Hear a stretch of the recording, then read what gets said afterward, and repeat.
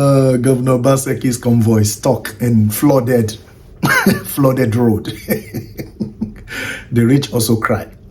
Governor Obaseki's convoy stuck in flooded road. You know, for whatever reason, the governor decided to ply that road that moment, only for him to meet that situation. And now he's telling the masses that he has requested that the federal government construct that road. He has requested for funds from the federal government to be able to do that road. What measure has he put in place as well? What measure has he put in place to even help the people of that particular town, of that particular state, of that particular local government? You know, these are the people that suffer this particular situation on a daily basis, on a regular basis. A tiny rain that drops, the whole place is flooded.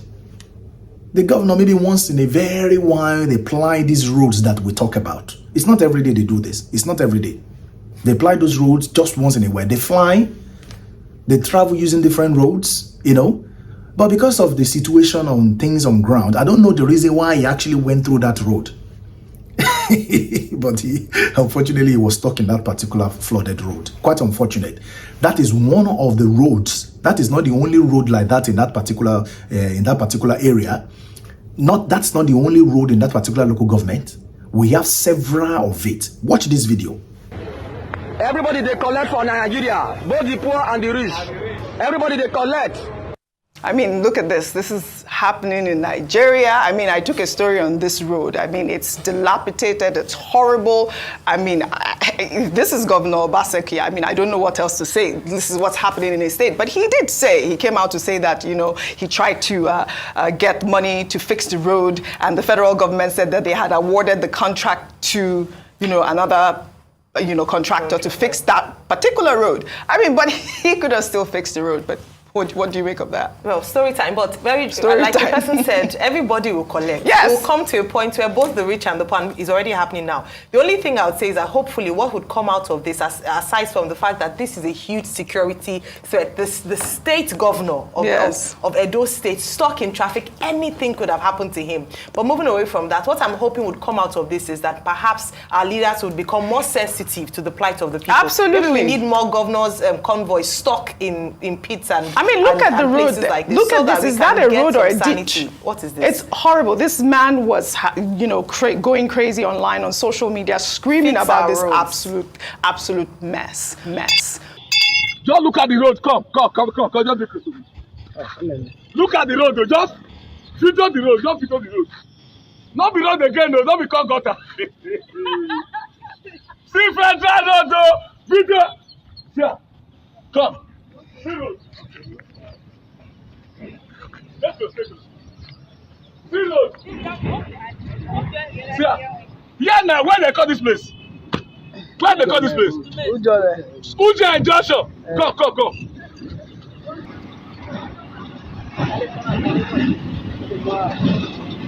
See the road. See ya. Come. No, come. This Uja and what? Uja and Joshua. Not see where. Not be road again, no. It not be covered up it. Not be road again, no. This federal road, it not be covered it. Bad of it. This message here, ESA people. ESA people. Now you got this message. ESA people. Oh, any person that can help us, where ESA people? You see Akpoma road. ESA people, where there? ESA, we not get people for ESA again. ESA people. Since Abu Salim died, the road called Dabaru. See Federal Road. Oh, somebody help me. Somebody come help me. No, somebody come. Somebody help me, oh. Come. Quick, come help me. See Federal Road. And whereas the chairman of Ujudu local government area of Lagos State has donated, his name is Honorable Shegun Odubaku, has donated buses to ease off movement of residents and commuters to cushion the effect of fuel subsidy removal and a measure of palliative.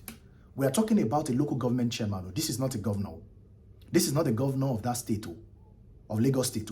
The Lagos State governor has not come out to tell the people what sort of palliative is going to be put in place to cushion the effect of that fuel subsidy removal. But this particular man, this particular honorable, the chairman of that particular local government of Ojudu, has donated these buses that you are seeing in the picture, that you are seeing in that video, for the people of that area. This is free of charge. This is free of charge. So if you're using these buses, you're not going to pay a dime coming from that particular chairman. So if all the local government chairmen of every state, every local government chairman of every state has done something, we wouldn't be suffering this much. But you see some local government chairman here, they put all the money that has been allocated to them in their pocket. This is a common thing that they do. Go to some areas, you see how roads are so bad, how people are suffering. Don't forget, there are loads of allocations for every local government every month or every 3 months, depending on that particular state. We want to give kudos to this, and I'm going to release this video again for you to watch. You see what people said about this man who has decided, to donate these buses, to help the commuters, to help people, to help the residences and the commuters of that area to go back and forth to specific areas free of charge. This is really commendable. These are the kinds of things we talk about. If you do good, people talk about you. If you do otherwise, people will definitely talk about you. Compared to your governor who was stuck in the flooded road. This is actually not funny. We want to actually commend the effort of this particular local government chairman. It's done tremendously well. Guys, watch this video. Leave your opinion in that comment section. Utmost of it, share it. And your offering is to click on that particular subscription button. And I'll see you in the next video. Chairman of Ojudu local government area of Lagos State, Honorable Segun Odumbaku, last weekend donated buses to ease off movement of residents. They are the buses and commuters as part of the palliative measures of his administration to cushion the effects of the subsidy removal. I mean, it's going down also to the local governments, and I think this is great. Yes, so many stories to discuss this morning, but just to take on from where Rufai stopped in terms of President Goodluck Jonathan, to be honest, I'm actually quite sad that we're looking back, thinking the past is better. The reason I'm saying that is because when the President Goodluck Jonathan administration was voted out and people were looking for a better, perhaps more hopeful administration, it was because of the insecurity and how unfortunately it wasn't largely well handled under his administration. So we'd look forward to having a better government, and that was what perhaps the APC had offered. 8 years down the line and another APC government in power, it looks like people are now looking back and saying, oh my goodness, what did we do? That's what, some feelings in some quarters. And that's quite sad because we're hopeful that things should get better as opposed to getting worse. Now, in terms of the first story with in Edo State, with regards to the protests, the danger with that, OG, like you mentioned on the streets of Lagos, we're not going to resort to just protests around the country. Yes. What's going to happen if it's replicated in other cities, in other states, because everyone is feeling the pinch of this fuel subsidy removal? And it also shows that the interventions of the state government are not enough. The Edo State governor had announced a 10,000 naira increase in minimum wage to 40,000 naira, and then some days of work. And yet, people are still out protesting. It means that despite the fact that he's making an effort, it's not anywhere close to providing relief for the people. It means that the government has their work cut out for them. People are not happy. With regards to the Honorable Odumbakin of Ojudu, if you read through his antecedents and perhaps his campaign promises, and that's why Rufai mentioned a campaign, your manifesto is very important.